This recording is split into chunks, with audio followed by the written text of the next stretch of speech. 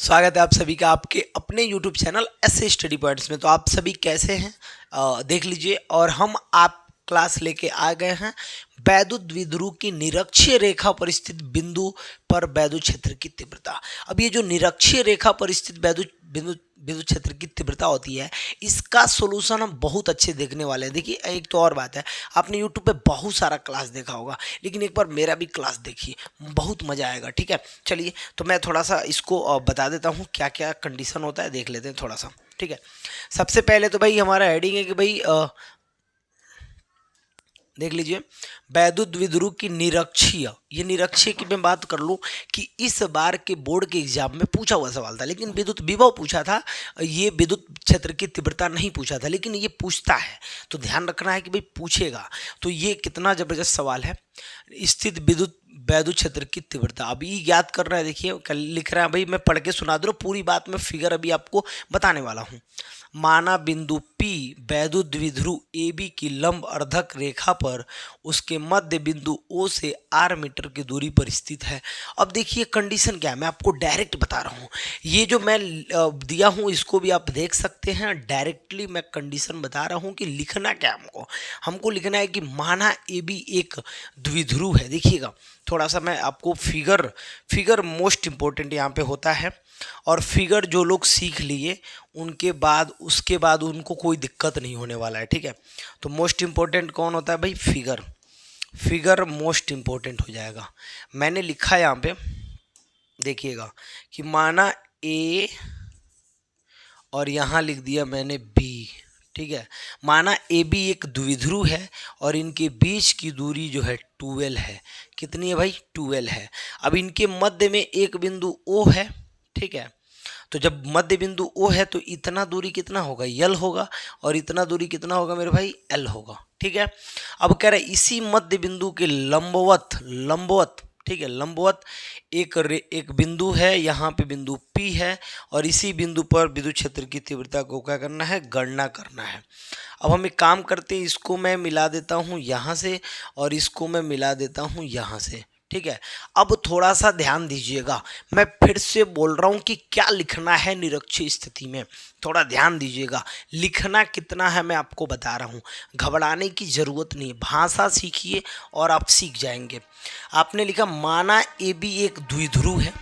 माना A B एक क्या है? द्विध्रुव है, जिसके बीच की दूरी 12 है। जिसके बीच की दूरी कितनी है मेरे भाई? 12 है। मैंने ये इधर लिख भी दिया है और भी मैं चीज़ों को लिख के दिखा रहा हूँ। ठीक है, तो माना ए बी, अब क्या क्या लिखना चाहते हैं बस फिगर देखिए। माना ए बी एक द्विध्रुव है जिसके बीच की दूरी 12 है, मध्य बिंदु ओ से आर दूरी पर, कितना दूरी पे मेरे भाई? आर दूरी पे। कितना दूरी पे? आर दूरी पे एक बिंदु P है जिस पर विद्युत क्षेत्र की तीव्रता की गणना करनी है, यानी उसी पे E का मान ज्ञात करना है। एगो बात बताइए, हम कह रहे हैं कि इस पे -Q आवेश उपस्थित है और इस पर +Q आवेश उपस्थित है। थोड़ा ध्यान दीजिएगा मेरे भाई, इस पर -Q आवेश उपस्थित है, इस पर +Q आवेश उपस्थित है। मैंने बताया था कि माइनस से क्या होता है कि माइनस की ओर, और जैसे प्लस के साथ जब जाएंगे तो वो आकर्षण करने लगेगा, लेकिन प्लस जब प्लस के पास जाएगा तो प्रतिकर्षण करने लगेगा। होता क्या है यहाँ पे? सुनिए क्या होता है। इस -Q आवेश के कारण बिंदु P पर एक विद्युत क्षेत्र की तीव्रता उत्पन्न होती है, और देखिए कहाँ उत्पन्न होती है, तो ये जैसे यहाँ पे गए ये इधर आने लगती है, क्योंकि ये प्लस है और ये है माइनस, तो क्या करने लगेगा? आकर्षण करने लगेगा। ठीक है, और उसी प्रकार प्लस, तो यहाँ पे उत्पन्न हो रहा है भाई मेरे E1। क्या उत्पन्न हो रहा है? E1। उसी प्रकार +Q के कारण बिंदु P पर उत्पन्न विद्युत क्षेत्र की तीव्रता, इसको भी हम आगे बढ़ा दे रहे हैं, इसको भी हम आगे बढ़ा दे रहे हैं। और यहाँ आगे मैंने क्यों बढ़ाया? क्योंकि ये भी प्लस है, ये भी प्लस है, तो ये बाहर की दिशा में होगा। माइनस के लिए अंदर की दिशा में, प्लस के लिए बाहर की दिशा में, मैंने बताया भी है। तो ये हो गया बाहर की दिशा में। ठीक है मेरे भाई, इतना आपको समझ में आना चाहिए। इतना के बाद आपको क्या क्या लिखना होता है मैं पूरी बात बता रहा हूँ। ठीक है मेरे भाई, चलिए तो थोड़ा सा देख लेते हैं हम। अब मैंने क्या लिखा कि माइनस क्यू आवेश के कारण बिंदु P पर उत्पन्न विद्युत क्षेत्र की तीव्रता, मैं अब लिखने वाला हूं, फिर मैं प्लस Q के कारण उत्पन्न विद्युत क्षेत्र की तीव्रता, इतना मैं लिखता हूं ताकि आपको समझ में आए पूरी बात। इधर जो भी लिखा है, चलिए इधर मैं लिख के आपको दिखाता हूं मुझे क्या क्या लिखना होता है। तो सबसे पहले तो लिखा है कि माना बिंदु P वैद्युत द्विध्रुव AB के लंबवर्धक उसके मध्य, ये बिल्कुल सही है।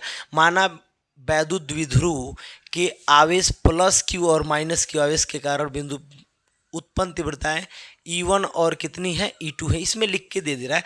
लेकिन मैं भी आपको बता रहा हूँ कि आप क्या क्या लिख सकते हैं, ये भी लिख सकते हैं, और नहीं तो मेरे हिसाब से चलेंगे तो ये लिख लीजिएगा कि माना, देख लीजिए मैं लिख दे रहा हूँ, माना AB एक द्विध्रुव है, क्या है मेरे भाई, द्विध्रुव है, ठीक है। मैं लिख दे रहा हूँ आराम से, माना AB एक द्विध्रुव है जिसके बीच की दूरी देख लीजिए, जिसके मध्य 2L दूरी है, कितनी दूरी है, 2L दूरी है, ठीक है, 2L दूरी है। मध्य बिंदु सुनते रहिएगा, मध्य बिंदु O के लंबवत, O के लंबवत R दूरी पर, कितना दूरी पर भाई, R दूरी पर एक बिंदु P है। R दूरी पे एक बिंदु कौन है मेरे भाई, R दूरी पर एक बिंदु P है, एक बिंदु P है जिस पर विद्युत क्षेत्र की तीव्रता की गणना करनी है, विद्युत क्षेत्र की तीव्रता की गणना करनी है, ये बात हम लिख दिए, ठीक है। अब इतना हम लिख दिए, इसके बाद हम क्या लिखने वाले हैं थोड़ा सा ध्यान दीजिएगा, ठीक है। बिंदु A पर देख लीजिए, बिंदु A पर प्लस Q माइनस Q है ना, सॉरी, बिंदु A पर माइनस Q आवेश तथा बिंदु B पर, तथा मेरे भाई बिंदु B पर प्लस Q आवेश उपस्थित है, क्या है मेरे भाई, उपस्थित है। तो ये आप देख के लिख सकते हैं, मैं एक बार पढ़ के सुना दे रहा हूँ और उसके बाद मैं फिगर में बताने वाला हूँ। मैंने लिखा है कि माना AB एक द्विध्रुव है, जिससे देख लीजिए, माना AB एक द्विध्रुव है जिसके बीच की दूरी जो है 2L है, और मध्य बिंदु O से R दूरी पर एक बिंदु P है जिस पर विद्युत क्षेत्र की तीव्रता की गणना करनी है। यही बात हमको लिखना होता है। अब लिख देंगे A पर माइनस Q आवेश और B पर प्लस Q आवेश उपस्थित है। मैं सिखा रहा हूँ आपको, इतना बात तो आपको लिखना पड़ेगा। इसके बाद देखिए, इसके बाद आप क्या करने वाले हैं, तो मैं आपको बता रहा हूं इसके बाद आप क्या लिखने वाले हैं। थोड़ा सा मैं इस फिगर को इधर कर दे रहा हूं और मैं आपको समझाने वाला हूं, ठीक है। यहाँ पे टोटल बातों को समझाने वाला हूं, समझिएगा ध्यान से, ध्यान लगाएंगे तो यहाँ पे ये कोई नहीं बताता यूट्यूब पे, मैं पहले बता दे रहा हूँ। जो मैं अभी बताने वाला हूँ आपको, ये जल्दी कोई बताता नहीं है, लेकिन मैं आपको बताने वाला हूँ, मैं सब कुछ बताऊँगा आपको, ठीक है। थोड़ा ध्यान दीजिएगा, देखिएगा यहाँ पे क्या हो रहा है कि प्लस के कारण उधर हो रहा है और माइनस के कारण इधर हो रहा है। तो भाई परिणामी कुछ चाहिए ना। एक बात बताइए, मैं एक बात यहाँ लिखने वाला हूँ, क्या लिखने वाला हूँ देखिएगा, माइनस Q, मैं यहाँ पे थोड़ा सा इसको बड़ा कर लूँ, हाँ मैं लिखने वाला हूँ, यहाँ पे थोड़ा सा ध्यान देंगे। मैं लिखने क्या वाला हूँ, लिखने वाला हूँ माइनस Q आवेश के कारण, माइनस Q आवेश के कारण बिंदु P पर उत्पन्न विद्युत क्षेत्र की तीव्रता कितना उत्पन्न हुआ मेरे भाई, बता देना थोड़ा। तो ये हुआ है E1 इक्वल टू क्या होता है, 1/4πε0। दिक्कत क्या है कि आपको पता है यहाँ पे Q/R² होता है और दूरी तो ये वाला तो पता ही नहीं है। तो ये वाला मैं आपको डायरेक्टली यहाँ पे डायरेक्ट बता दे रहा हूँ क्या हो जाएगा। ये देखिए, ये है लंब और ये है आधार और ये है कण, आपको पहले ही पढ़ा दिया गया है। एल स्क्वायर प्लस क्या हो जाएगा आर स्क्वायर। क्यों? क्योंकि यही दूरी होता है, ये कण होता है पाइथागोरस प्रमेय से, लंब का स्क्वायर प्लस आधार का स्क्वायर। इसके लिए भी यही हो जाएगा मेरे भाई, एल स्क्वायर प्लस क्या हो जाएगा आर स्क्वायर हो जाएगा। तो बिल्कुल यही दूरी होगा। अब यहाँ पे हम लिखने वाले हैं, थोड़ा सा ध्यान देंगे कि E1 इक्वल टू क्यू बट्टा अंडर रूट में L square plus R square, ठीक है, पूरे का होल स्क्वायर। किस दिशा में है? दिशा देखिएगा तो P से किधर है, ए की ओर, P से ए दिशा में, PA दिशा में। किस दिशा में है? PA दिशा में, ठीक है। ऐसे ही लिखेंगे, ये हो गया इतना। ऐसे ही लिखने वाले हैं सेकंड के लिए, लिखेंगे प्लस क्यू आवेश के कारण, प्लस क्यू आवेश के कारण बिंदु P पर उत्पन्न विद्युत क्षेत्र की तीव्रता, उत्पन्न विद्युत क्षेत्र की तीव्रता। चलो भाई लिख देते हैं, उत्पन्न विद्युत क्षेत्र की तीव्रता E2 इक्वल टू क्या हो जाएगा मेरे भाई, 1/4 pi epsilon not Q upon, यही हो जाएगा L square plus R square पूरे का होल स्क्वायर। यहाँ पे देखिए ये हो जाएगा, किस दिशा में है, तो B से B, BP दिशा में है। किधर है? BP दिशा में। लिख देंगे BP दिशा में। किस दिशा में है मेरे भाई? BP दिशा में है, ठीक है। ये हो गया। अब आप देख सकते हैं कि E1 और E2 का जो परिमाण है, जो मान है, वो बिल्कुल इक्वल आ रहा है। जब बिल्कुल इक्वल आ रहा है तो हम करेंगे क्या, एकदम बराबर आ रहा है ना, तो हम क्या करेंगे सुनिएगा। अब तनी मुनी एक बात यहाँ पे लॉजिक निकल के आता है, जिस लॉजिक को मैं समझाना चाहूँगा, और यही लॉजिक नहीं समझेंगे तो सवाल नहीं बन पाएगा। ओरिजिनल बात बता रहा हूँ मैं। देखिएगा यहाँ पे दो दो ट्रायंगल आपको दिख रहा है, 1 2, राइट।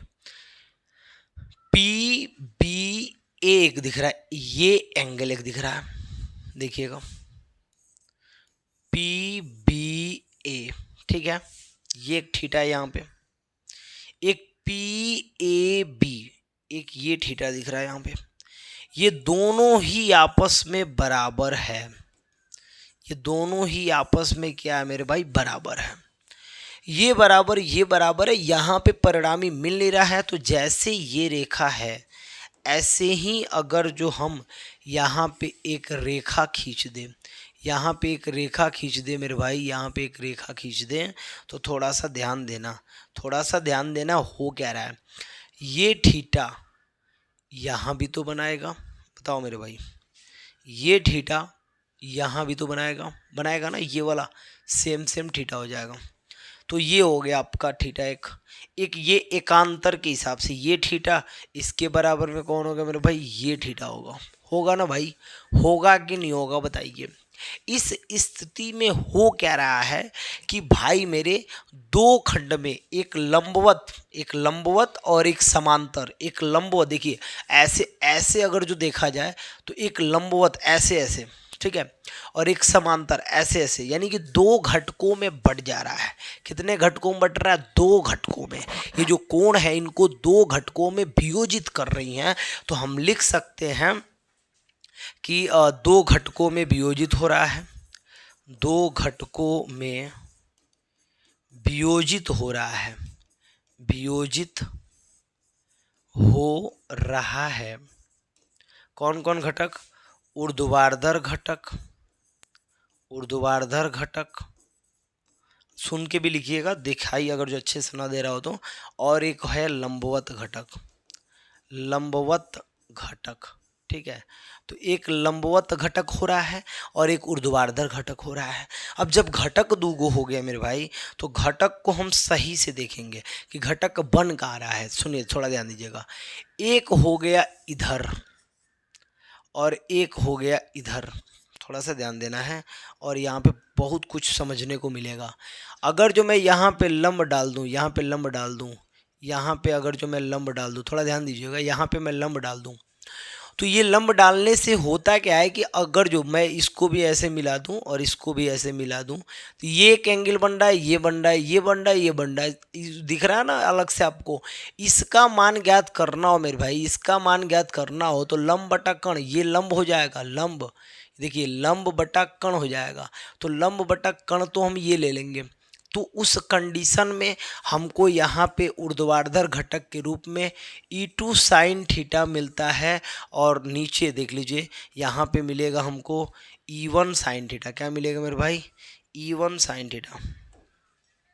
यहाँ मैं लिख दे रहा हूँ E1 साइन थीटा, ठीक है, E1 साइन थीटा, ठीक है। तो यहाँ पे E1 साइन थीटा मिला, यहाँ पे E2 साइन थीटा मिला। और वही चीज़ अगर जो यहाँ घटक का मान निकालिएगा तो यहाँ निकलेगा भाई मेरे E1 कॉस थीटा, और यहाँ पे निकलेगा भाई मेरे E1 कॉस थीटा, ठीक है। देख लीजिए 1 मिनट, हाँ चलिए, सॉरी, यहाँ पे जब निकालेंगे भाई तो ये जैसे E2 sine theta, E1 sine theta, तो यहाँ पे E2 साइन थीटा मिलेगा, E2 कॉस थीटा, और एक मिलेगा E1 कॉस थीटा। यहाँ पे दो घटकों में जो वियोजित हुआ है, जो ऊर्ध्वाधर घटक है, जो ये लंबवत घटक, क्षैतिज घटक है, तो दो घटक हो गए ऊपर वाले दोनों E2 sine theta, E2 cos theta, ऊपर, नीचे दोनों E1 sine theta, E1 cos theta. अब इसमें प्रॉब्लम ये है, थोड़ा सा ध्यान दीजिएगा, प्रॉब्लम ये है, देखिए मैं इसको थोड़ा सा ऊपर बढ़ा दे रहा हूँ, चलिए, और मैं इसको सॉल्व करके दिखाने वाला हूँ, ठीक है। प्रॉब्लम ये है कि ये दोनों घटक जो हैं, एगो है ने तीर घट जा रहा है, एगो ने मीर घट जा रहा है, देख रहे हैं, दोनों अलग अलग है।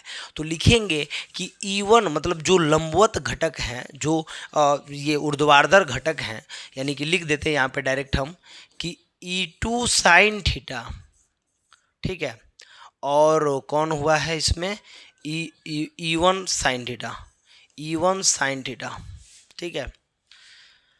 परिमाण में समान है, परिमाण में क्या है, परिमाण में समान है, किंतु दिशाएं विपरीत हैं। दिशाएं क्या है मेरे भाई? विपरीत हैं। तो जब दिशाएं विपरीत होंगी मेरे भाई, जब दिशाएं विपरीत होंगी, दिशाएं विपरीत हैं इस अवस्था में, इसलिए ये निरस्त हो जाती हैं। ये क्या हो जाएंगी? निरस्त हो जाती हैं, निरस्त हो जाती हैं। तो ये निरस्त हो जाएंगी मेरे भाई, ये दोनों निरस्त हो जाएंगी, ठीक है, क्योंकि अलग अलग दिशा में है, ठीक है। चलिए आगे बढ़ जाते हैं थोड़ा सा, चलिए हम थोड़ा सा ऊपर कर लेते हैं इसको। चलिए देखिएगा, मैं अभी इसको बड़ा भी करके दिखाने वाला हूँ। और लिखेंगे क्या? अब हम इसको लिखेंगे कि E2 कॉस थीटा और कौन है भाई? E1 कॉस थीटा, ठीक है। ये दोनों समान दिशा में है, समान दिशा में है, समान दिशा में है, समान दिशा में है, समान दिशा में है। जब ये समान दिशा में है तो इनका देख लीजिए, तो इनका परिणामी इनके योग के बराबर होगा। किनके? इनके योग के बराबर होगा, बराबर होगा, लिख देंगे कि इनके योग के बराबर होगा। योग के बराबर का क्या मतलब है मेरे भाई? तो मैं आपको डायरेक्ट बता दे रहा हूँ, योग के बराबर का मतलब है E1 E2। मैं यहाँ पे करके और लास्टली अब सॉल्व करके फाइनल करने वाला हूँ। यहाँ पे मैं लिखने वाला हूँ E बराबर E1 कॉस थीटा और प्लस E2 कॉस थीटा, ठीक है। आप देख सकते हैं कि दोनों में कॉस थीटा है तो कॉस थीटा कामन हो जाएगा, E1 प्लस E2 और कॉस थीटा कामन हो गया, ठीक है मेरे भाई। यहाँ पे E1 इक्वल टू, E1 का मान आपने देखा था, ये वर्ग से वर्गमूल अगर जो हम काट दें तो 1/4 पे एप्सिलॉन नॉट और इतना बच जाएगा। तो मैं यहाँ पे लिख दे रहा हूँ 1/4 पाई एप्सिलॉन नॉट। ये दोनों चूंकि बराबर ही था, E1 और E2 आपस में बराबर ही था, तो मैं लिख दे रहा हूँ, पहले लिख दे रहा हूँ Q बटा L square plus R square. एक बात बताओ मेरे भाई, जब ये E1 और E2 देखोगे, E1 और E2 दोनों आपस में बराबर ही आया था। जब बराबर आया था तो E1 E2 को एक E1 इक्वल टू E2 लिख दें तो 2 को E2 हो जाएगा, चाहे 2 को E1 हो जाएगा ना। तो जब 2 को होगा तो हम एक काम करते हैं, इसको मैं मिटा देता हूँ और अलग लाइन लिखता हूँ फिर से, देखिएगा। E इक्वल टू E1 और E2 एक ही चीज़ है, क्योंकि दोनों का परिमाण क्या है, बराबर है। तो इस कंडीशन में E1 बराबर हम E2 लिख दे रहे हैं। तो E2 प्लस E2 इंटू में क्या हो जाएगा, कॉस थीटा। E2 यानी कौ गो E2, तो 2 गो E2, 2 गो E2 कॉस थीटा। कितना आसान है। E इक्वल टू 2 रहने दीजिए, इसका मान भर दीजिए 1/4 पाई एप्सिलॉन नॉट, और Q बटा क्या हो जाएगा, एल स्क्वायर। यहाँ पे देख लेते हैं, एल स्क्वायर क्या हो जाएगा, एल स्क्वायर माइन प्लस ना, plus R square, plus R square. ठीक है मेरे भाई, ये हो जाएगा। और इनटू में बचा कॉस थीटा। अब आते हैं कॉस थीटा पे, और कॉस थीटा ये थीटा रहा, ये रहा, ये रहा, कहीं से भी। एक बात बताइए, यहाँ पे आपको दिख रहा होगा फिगर में, ये लंब है, ये आधार है, और ये कण है। और ये कॉस थीटा अगर जो मान निकालना हो तो कॉस थीटा बराबर क्या होता है मेरे भाई, आधार बट्टा कण। तो आधार आपको कितना दिख रहा है मेरे भाई, यल दिख रहा है। और कण कितना दिख रहा है मेरे भाई, ये वाला, यानी कि एल बट्टा अंडर रूट में ये वाला पोजीशन हो जाएगा। ठीक है, चलिए तो मैं लिख दे रहा हूँ थोड़ा सा, और थोड़ा सा ध्यान देना है, अब खत्मे के कगार पे है ये। ठीक है, चलिए तो थोड़ा सा मैं लिख देता हूँ। यहाँ पे मैं थोड़ा सा इसको ऐसे कर दिया। ई इक्वल टू, ये 2 2 क्यू हो जाएगा, 2 क्यू बटा 4 पाई एप्सिलॉन नॉट। ठीक है, L square plus R square. ठीक है, डॉट आ जाते हैं हम। कॉस थीटा बराबर क्या लिखे थे, लव आधार बटा कण। आधार कितना मेरे भाई, एल है, बटा कण कितना मेरे भाई, L square plus R square है। ठीक है, अब देखिए इसका पावर, थोड़ा सा ध्यान दीजिएगा, बस ध्यान देने वाली बात यहाँ पे ज़रूर है। ध्यान देंगे तो समझ में ज़रूर आ जाएगा, क्योंकि यहाँ पे ध्यान देना पड़ेगा। ई इक्वल टू, एक बात बताइए, 2QL, 2QL को आप क्या कहते हैं, तो मेरे भाई P कहते हैं। और इधर 1/4 पाई एप्सिलॉन नॉट, ये तो बचा है ना। अब थोड़ा सा ध्यान देने वाली बात है, तो मैं फिर से इसको मैं मिटा रहा हूँ और फिर मैं आपको समझा रहा हूँ कि यहाँ 2QL इधर चला जाएगा तो P हो जाएगा, इधर 1/4 पाई एप्सिलॉन नॉट हो गया। और बटा में ये देखिए, ये बचा है, ये बचा है। एक बात बताइएगा, L square plus R square, L square plus R square, इसके पावर कुछ नहीं है तो एक है। इसका पावर करणी का मान, रूट का मान 1/2 होता है। तो आधार बराबर होता है, घातों को जोड़िएगा तो ही एगो आई आधा, एगो आधा कौग होता है, 1.5 1.5 का मतलब 3/2 हम लिख देंगे। यानी कि L square plus R square के पावर में हम 3/2 आराम से लिख सकते हैं, कोनो कन्फ्यूजन की ज़रूरत नहीं है। अब हम यहाँ पे लिखते हैं कि जो यल है ना, वो आर के मुकाबले बहुते छोट है भाई मेरे, बहुते छोट है। देखिएगा, जो यल है वो आर के मुकाबले बहुते छोट है, इसलिए हम क्या करेंगे, तो थोड़ा सा ध्यान देंगे, बस लिख देंगे कि L less than less than less than less than are.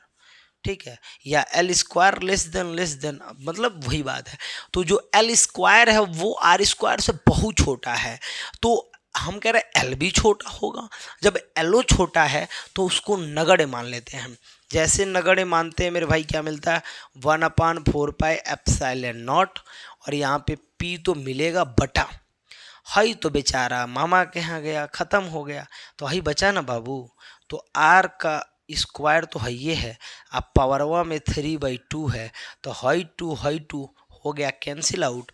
और ई का जो हमारा रिजल्ट मिला है वो हमारा ये है, 1/4 पे एप्सिलॉन नॉट, अब पी बटा हई 3 बचा है ना, आर का घात 3। और यही हमारा रिजल्ट होगा निरक्षीय स्थिति के लिए। किसके लिए, निरक्षीय स्थिति के लिए। तो मैं ये पूरा,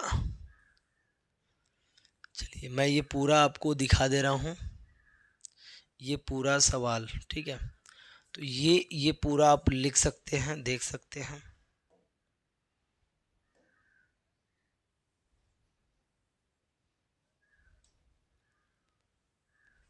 चलिए तो देख लीजिएगा, मैं इसको थोड़ा सा बड़ा कर रहा हूँ भाई।